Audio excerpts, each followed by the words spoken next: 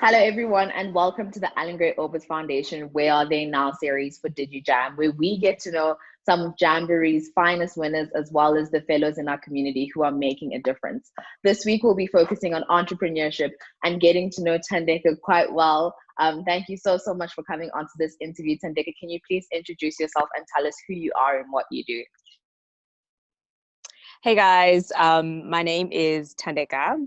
I started off my journey as a CA and ventured into entrepreneurship. So currently I am the founder of an on-demand beauty startup called Glam Alley, as well as the co-founder of a fund that invests in early stage digital technology startups.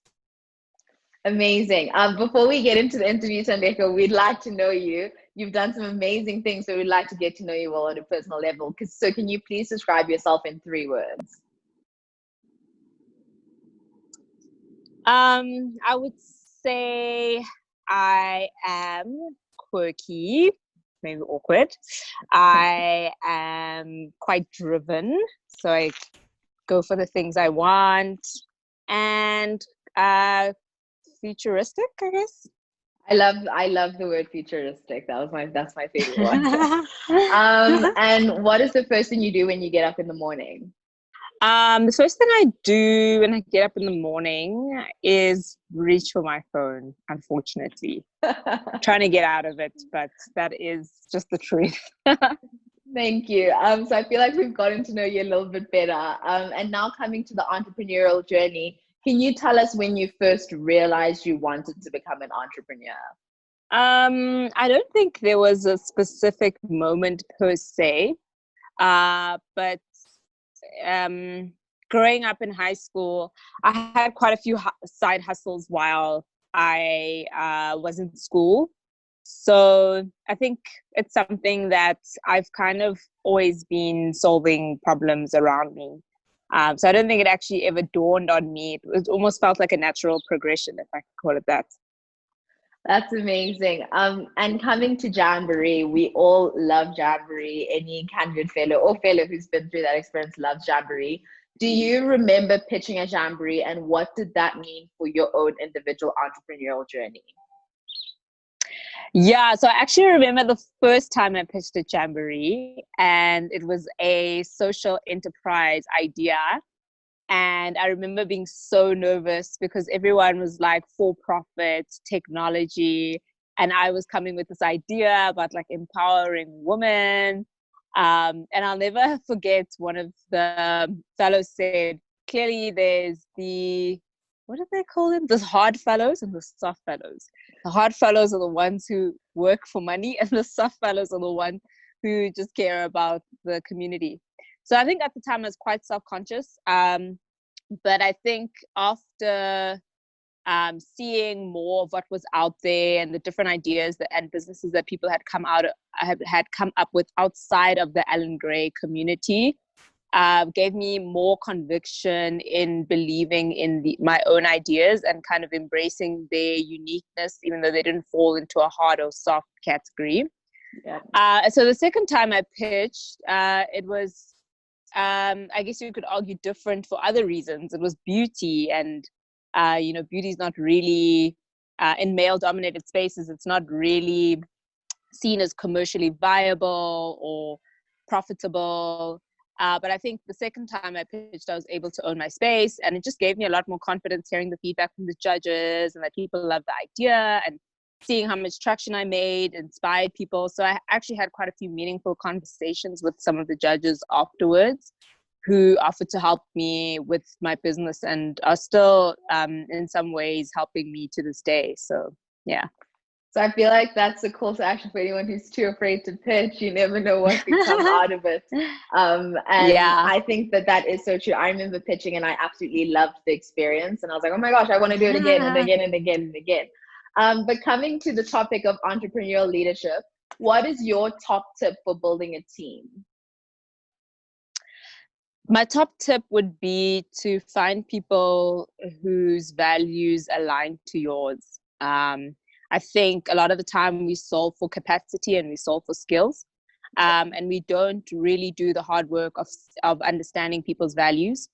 I think the biggest breakdowns in teams are often because people realize they don't share the same values, and then, start to clash on very fundamental issues. So I would say solve for values first. And as you kind of touched on, I think sometimes there is conflict within a business in any form, whether it's with customers, hopefully not, but there can be any conflict that arises within a business. How do you deal with conflict within your own business? So when it comes to conflict in teams, I think what's really important as a first step is not to react emotionally or impulsively, but to almost remove yourself from the situation and assess what's happening around you. I think what's always very important is to understand, what does success look like to you in this team, and what are you trying to solve for? So often our emotions get in the way of us making the right decisions, or the need to be right for the sake of being right gets in the way of us working in teams. And I think something that always helps me as a guiding principle is I don't aim to be right, but I aim to do what's best for the business and for the team. So if you can keep that in mind, you must always be solving for what's best for the business, what's best for the team, and not necessarily what's best for you.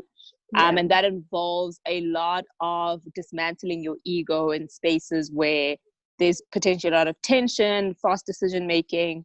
And I think just taking things slow, removing yourself from the situation and answering that question, what's best for the team, is important. But I also think giving feedback in a constructive way. So I think sometimes when we give feedback, we put our emotion into it. Where we're angry, or someone might have frustrated us. I think taking your emotion out of the feedback helps a lot. So asking yourself, what exactly are you trying to communicate to this person, and how can you do it in a non-threatening way that inspires dialogue? So it's important to get to a space where with your team you're having dialogue, and you're not necessarily just throwing and pushing down feedback on to people. So I'd say those are my tips. It's easier said than done. True. But at least just knowing the tips helps as a starting point. And before we wrap up, Thandeka, can you please let us know what is the best advice you have gotten as an entrepreneur, and that you would give to any upcoming entrepreneur? So I think the best piece of advice I've gotten is to leverage my network. So even if your network is small, you're only one or two or three people removed from someone who could unlock a big opportunity, or someone who could give you a piece of advice that could really change the path that you're on in your entrepreneurial journey. So that requires being vulnerable and opening up to people around you about your experience as an entrepreneur, about the things you're struggling with. And I find that when you open yourself up and you reach out to people and ask for help and leverage your network, it tends to yield a lot of positive results. So I'd really encourage people to be vulnerable, to put their ideas out there, to put themselves out there.